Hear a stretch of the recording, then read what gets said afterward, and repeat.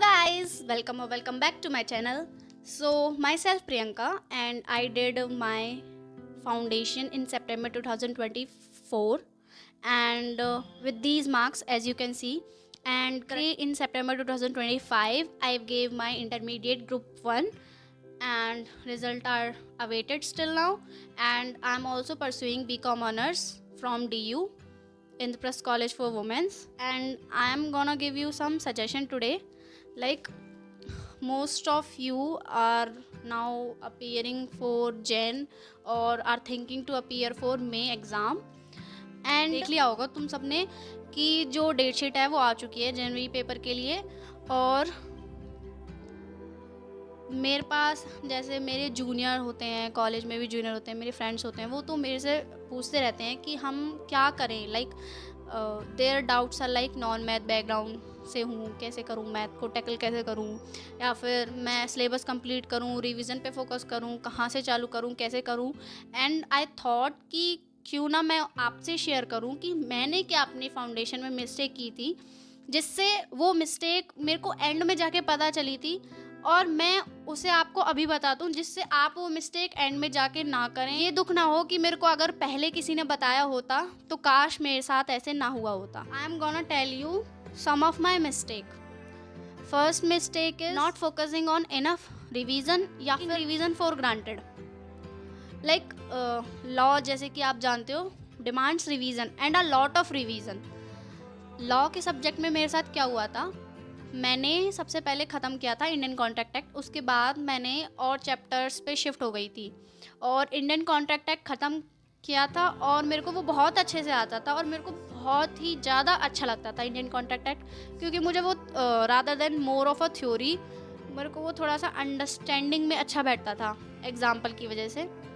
और जो other topics थे, अदर चैप्टर थे, वो मेरे को थोड़े से ना लाइक रटने के थोड़े ज़्यादा लगते थे, तो मेरे को उनमें ज़्यादा प्रॉब्लम थी। तो मैंने क्या किया, इंडियन कॉन्ट्रैक्ट एक्ट को बहुत अच्छे से पढ़ा, रिवाइज किया, लिख लिख के प्रैक्टिस किया, मतलब what it takes to be done ना, मैंने वो सब कर लिया था। और उसके बाद मैंने मेक श्योर किया कि मेरा इसमें एक भी मार्क्स ना कटे। उसके बाद मैंने जैसे आगे और टॉपिक्स को पढ़ना चालू किया, मैंने इंडियन कॉन्ट्रैक्ट एक्ट को इग्नोर कर दिया। सबसे बड़ा ब्लंडर मैंने यही कर दिया कि मैंने इंडियन कॉन्ट्रैक्ट एक्ट को फॉर ग्रांटेड ले लिया, उसकी रिवीजन को फॉर ग्रांटेड ले लिया और मैंने उसे इग्नोर कर दिया। अगर मैं उसे इग्नोर ना करती तो आगे शायद मेरे अच्छे मार्क्स आते लॉ में। तो मैंने फिर जो और सब्जेक्ट्स थे उनको पढ़ा, मैंने उनको अच्छे से रिवाइज़ किया और उनको मैंने एंड तक रिवाइज़ किया, क्योंकि उनमें मेरे को थोड़ी दिक्कत होती थी। तो फिर मैंने सोचा कि उस पर टाइम इन्वेस्ट किया जाए। और रहा कॉन्ट्रैक्ट वाले की बात, तो इंडियन कॉन्ट्रैक्ट एक्ट की मैंने सोचा कि मैं पेपर से कुछ दिन पहले पढ़ूंगी उसको, कुछ दिन पहले मतलब लाइक 5-10 दिन पहले पढ़ूंगी और हो जाएगा, क्योंकि मेरे को बहुत अच्छे से आता है।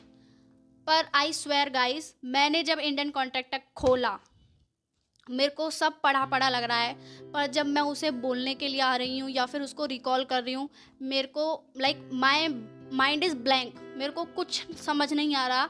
और उस पॉइंट पे मेरे को इतना इतना इतना इतना अंडर कॉन्फिडेंट और इतना सेल्फ क्या कहते हैं मेरे को अपने आप के लिए गालियाँ निकल रही थी कि ये मैंने क्या कर दिया, मैंने रिवीजन क्यों नहीं की।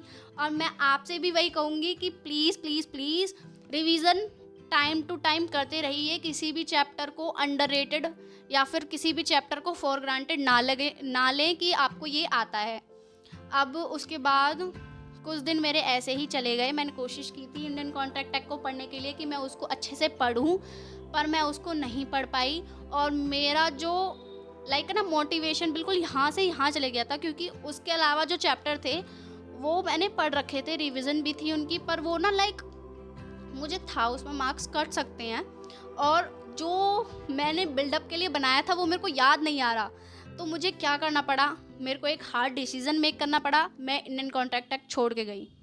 मुझे पता था कि अगर पेपर में आएगा तो मैं लिख नहीं पाऊंगी, तो मैंने उस पर फोकस नहीं किया था। जो मेरे को आता है मैंने सिर्फ उस पर फोकस किया था। मैं इंडियन कॉन्ट्रैक्ट एक्ट के क्वेश्चन करने की कोशिश की थी, डायरेक्ट क्वेश्चन था वो, और मेरे से वो भी नहीं हुआ, क्योंकि मैं लाइक रिकॉल ही नहीं कर पा रही हूँ उसको, तो मेरे को बहुत दिक्कत आई थी। तो मैं आपसे भी यही कहूँगी कि अगर आप किसी भी चीज़ को कर रहे हैं या फिर किसी भी चीज़ पर फोकस कर रहे हैं तो 100% फोकस दें और कंटिन्यू रिवीजन करते रहें उसकी। और जैसे इसके लिए एक टिप दे देती हूँ मैं, आपने एक चैप्टर ख़त्म करा, उसको कंटिन्यूअस 3 डेज़ के लिए रिवाइज करें। Oral revision like recalling technique होती है ना वो, कि आप बुक बंद करके एक बार रिकॉल करने की कोशिश करें। रिकॉलिंग टेक्निक को अपनाएं 3 डेज़ के लिए। लाइक आज आपका चैप्टर ख़त्म हुआ है तो अगले 3 मॉर्निंग तक आप उसे रिवाइज करें और ऐड ऑन करते रहें उसको, आने वाले चैप्टर को उसके साथ ऐड ऑन करते रहें। 3 रिवीजन होने के बाद आप उसे संडे टू संडे रिवाइज करें, एंड आई थिंक उससे आपकी रिवीजन बहुत अच्छी हो जाएगी। ये थी मेरी पहली मिस्टेक। दूसरी मिस्टेक थी मेरी, जो मेरे को रियलाइज़ नहीं हुई पर मेरी थी। लाइक क्वांट्स ऐसा सब्जेक्ट है जो बच्चों को थोड़ा टफ लगता है बिकॉज ऑफ मैथ्स। मैं मैथ बैकग्राउंड से थी 12th में, हालांकि वो मेरी एडिशनल सब्जेक्ट था मेरा और उसमें मेरे मार्क्स भी अच्छे नहीं आए थे, पर मैं पास हो गई थी गॉड ग्रेस से। पर मैंने मैथ्स के टॉपिक छोड़े थे क्योंकि आई नो कि हर एक टॉपिक करके जाओगे, हर एक टॉपिक नहीं पूछने वाले, मतलब पूछते हैं इतने कितने नंबर कर जाएंगे ज़्यादा से ज़्यादा। हमको 50 लाने होते हैं ना, 40 मान के मत चलो, 50 मान के चलो, हमको 50 लाने होते हैं। 50 मतलब लाइक 50-50 है, तुम छोड़ सकते हो, ये नहीं है नहीं छोड़ सकते हो, ठीक है, बट मेक श्योर करें कि आप इंपॉर्टेंट चैप्टर्स को ना छोड़ें जो आपके आगे आने वाले टाइम में मदद करेंगे, या फिर जो आपको इम्पॉर्टेंट होते हैं और ज़्यादा मार्क्स दे के जाते हैं कम टाइम में, उनको तो बिल्कुल ना छोड़ें। उसके बाद क्वांट्स में मेरे साथ गलती हुई थी, मैंने स्टैट करी थी ना, मेरे को स्टैट के फॉर्मूला बहुत डिफ़िकल्ट पढ़ते थे, डिफ़िकल्ट साइड पे पढ़ते थे, और मैंने 100% सिलेबस मैंने सोचा था, पहले प्लान बना रखा था क्वांट्स का जो लॉजिकल रीजनिंग पार्ट है वो पूरा पढ़ूंगी, स्टैट पूरा पढ़ूंगी और मैथ के कुछ टॉपिक छोड़ूंगी। उसकी वजह से मैंने पूरा स्टैट कंप्लीट करा, पर लास्ट में जब मैं रिवीजन कर रही हूँ मेरे को स्टैट के ना फॉर्मूला याद आ रहे हैं और वो इतना डिफ़िकल्ट लग रहा था मेरे को कि मैंने उसमें मोस्ट ऑफ द टॉपिक छोड़ के आई थी। मैं फिर लॉजिकल रीजनिंग और जो मैथ का जो इम्पोर्टेंट टॉपिक करके गई थी उसके बिहाफ पे मैंने पेपर अटेम्प्ट किया था।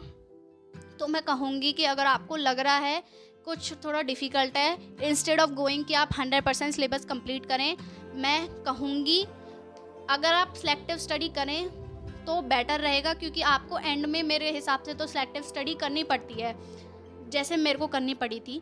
तो आप कोशिश करें कि आप सिलेबस, अगर आपसे हो पाता है, आपको लगता है कि आपके पास टाइम है, तो आप टाइम को पुट इन करें। पर अगर आप टाइम को पुट इन कर रहे हैं तो सिलेबस के साथ साथ उसकी कंटिन्यूस रिवीजन करते रहें। और अगर आपके पास टाइम नहीं है तो please go to selective study. And जब मैं सिलेक्टिव स्टडी की बात कर रही हूँ तो मैं चाहती हूँ कि अगर आप एक सब्जेक्ट मतलब लाइक एक चैप्टर को छोड़ रहे हैं तो उसमें से थोड़ा बहुत तो करके जाएं, पर आप उसमें ये ना करने की कोशिश करें कि अगर इससे क्वेश्चन आ जाएगा तो क्या हो जाएगा, उससे डरे ना।